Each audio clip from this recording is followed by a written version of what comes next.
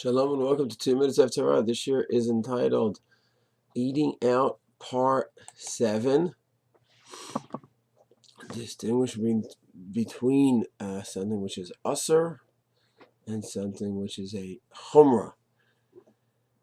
We discussed in the previous shiurim the idea of eating out, specifically Basar Halak. So not only is Basar Halak can eat by someone who may be serving Basar that is not Halak.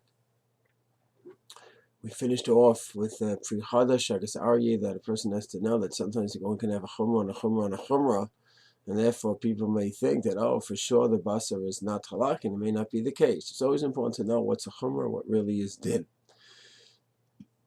What about eating at someone's house where they're not serving up to your standard in areas that is not just basar halak?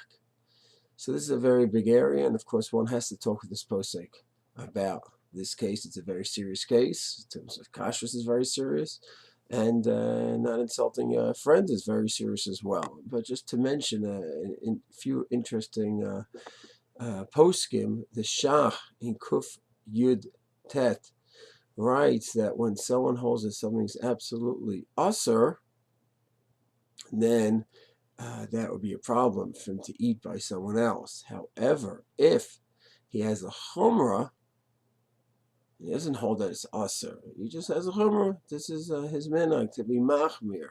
It's not like he went through the sugya and he's convinced that it's Assur. So then the Shach says that in such a case, maybe he could eat the food if he's in a place where the person is mekel. So that's a very important chiddush and important distinction.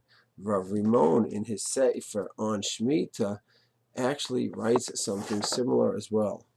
Doesn't necessarily refer to the Shach, but he does have a similar idea. He writes in his Sefer on Shmita 407,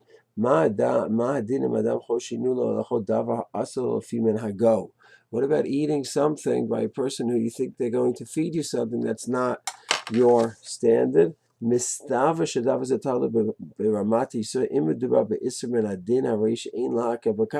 which you hold is really Assur, then that could be a problem.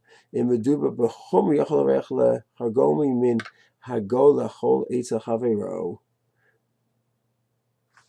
he says if it's a chumrah, then there would be more room to be mekel. What I'd like to explore in the next year is why distinguish between the chumrah and din. If you're machmir, you're machmir. There should be no difference. As I said, lamaisa, I'm not saying to rely on this idea or not of separating between eating by someone's house if they're serving something with it you're machmir on, but you don't hold as maker a din, and something which you hold as maker a din also that you cannot eat. That's something that has to be discussed with the posek. We're just mentioning the source of the Shach, and Rav Rimon goes with this approach as well.